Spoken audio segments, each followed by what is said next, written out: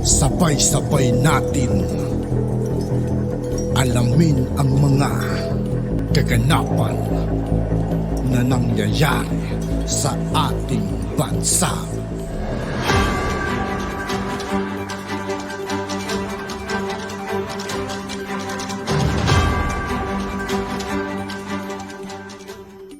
Yo, what's up mga kaibigan? This is Aitoki po again.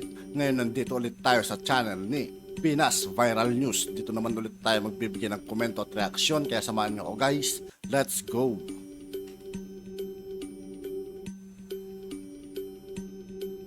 Kakagulat, hinimok ni Department of Interior and Local Government or DILG Secretary Benhur Abalos ang publiko na huwag paniwalaan ang kumakalat na fake news operational document na pinalalabas na naroon ng pangalan ni Pangulong Bongbong Marcos sa drug list ng Philippine Drug Enforcement Agency or ng PDEA. Ito ay ayon mismo kay Abalos dahil mismo ang PDEA na ang naglabas ng official statement na talagang peke ang nasabing nilabas na dokumento na isinapubliko ng isa sa pinaka-controversial vlogger na walang iba kundi si Maharlika sa pamamagitan ng isang post sa kanyang social media platform ng pahayagang Daily Tribune. Subalit ang sinabi ng PDEA ay wala sa form list ang nasabing dokumento at pinagtatawanan daw di umano ng mismong nasabing tauhan ng PDEA dahil ang form list ay nabuo lamang noong 2019. Pero ang files na isiniwalat ni Maharlika sa publiko ay noong 2012 pa. Ang DDS at ang artistang si Vivian Velez naman ay naglabas ng kanyang official statement sa mundo ng social media kung saan ay ayon sa kanya. And quoted, Vivian Velez, the Plans and Operation Reports Management Information System or FORMIS of the Philippine Drug Enforcement Agency or PDEA was established in August 2012. The statement provided by PDEA raises concerns about the accuracy of their claim regarding the document they checked, which were dated March 11, 2012. If FORMIS, the system used to verify the authenticity of these documents, was officially implemented in August 2012. It raises questions about how PDEA could have conducted checks for operation on a date prior to the system's implementation.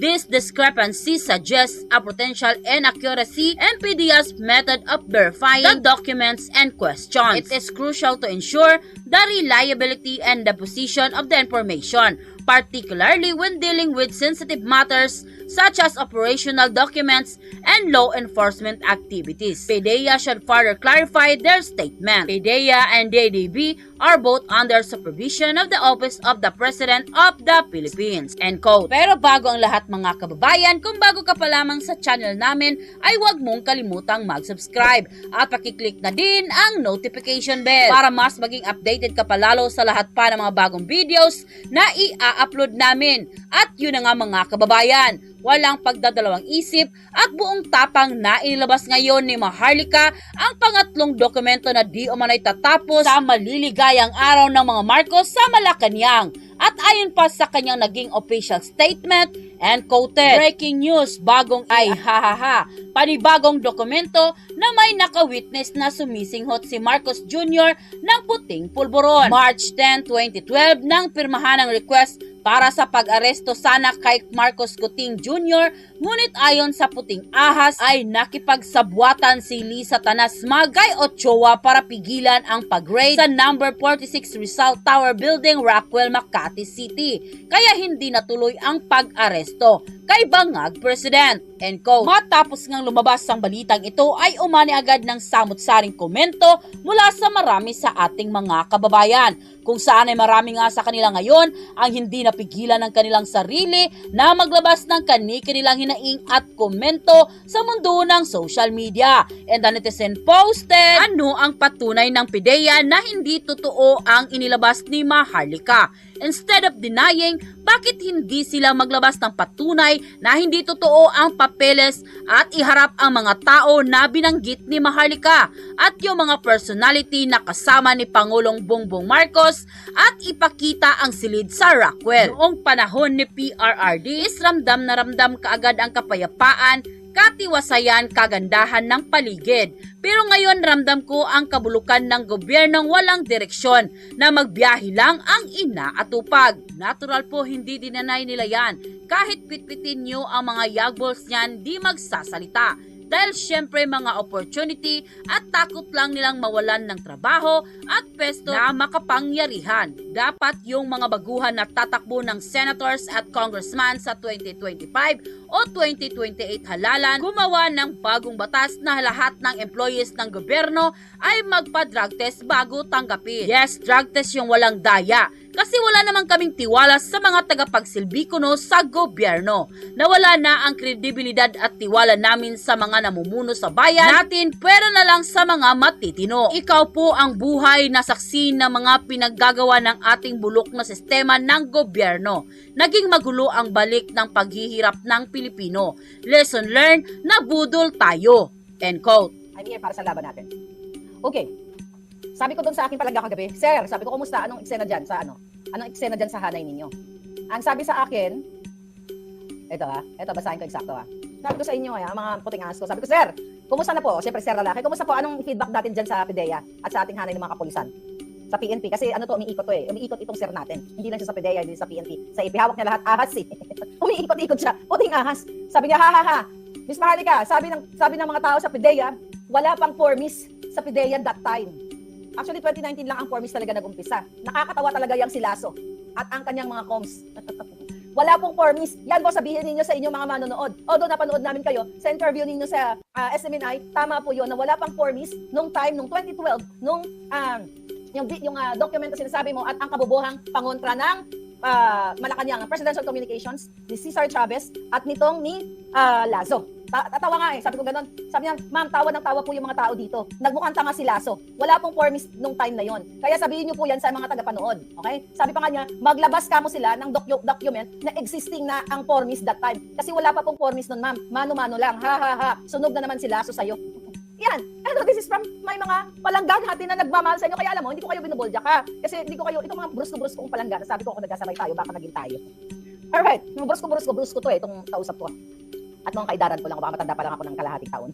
Anyway, yung B pumas. Ngayon nga, sorry. Okay. Ngayon, mga palangga. Lasso. Liza Tanas.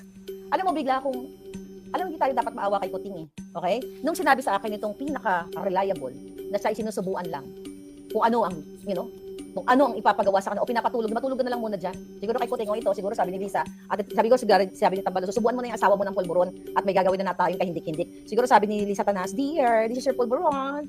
Just get some rest and I'll do the rest. Siguro nagaganon-ganon ang bigaon. So, nakakabahala talaga to. Sabi niya, sabi ni Palangga, maglabas ka mo sila ng document na existing ang promise that time. Kasi wala pang formis doon. Paano pag sinungaling talaga yung press release na yung PDEA na yan. Yan sila kamo ang fake news, ma'am. Huwag nyo silang tatantanan. Nandito lang kami sa likod mo, nag-aantay ng tamang panahon. Sa tamang panahon, dadadan, maliligwak na si Kuting. Malapit na to. Ma'am, sabi niya, mano-mano lang yung panahon na yon noong 2012. Meaning, logbook at compilation lang noong 2012. 2019 lang po nagkaroon ng database computer-generated upgrade. Mga bobo po talaga, exact yung word niya, mga bobo po talaga itong mga tao nila. So, ang gobyernong ito, mga sinungaling. At it's sad to say, kasama po ako sa gobyernong ito. But nandito po kami sa likod ninyo. Okay? Tapos sabi niya, magsinungaling na nga lang, hindi pa ginalingan. Yan po ang sabihin ninyo na paulit-ulitin ninyo. In 2012, wala pa pong promise. Okay? Promise na sinasabi ni Kuting. Kasi yan po ang defense, okay, ni PDEA, nitong si Abalos Loslos. Ito si Abalos, bobong putang ina. Bonjotang Jeninas. Alam mo, Abalos, napanood kita kaya kita napanood dahil dun sa ulat ng sa interview namin ni Ka Eric at Doc Lorraine kahapon sa mahalin natin ang Pilipinas. Alam mo, nahirapan na kayo hanapin, Doc Lorraine. Talagang ginugurgur yung kanilang Facebook at saka YouTube. Mahalin natin ang Pilipinas. Ayan, senior ko dyan sa Facebook at saka sa YouTube natin. Okay. Napanood ko itong si Abalos na sinasabi niya, sa panahon ngayon, sa mga panahon ngayon, hindi ka gumagano'n din si bakla Hindi na dapat tayo nakikinig sa, o naniniwala basta-basta sa fake news. Kasi ako nga na fake news din ako. Sabi niya, na identity theft ako.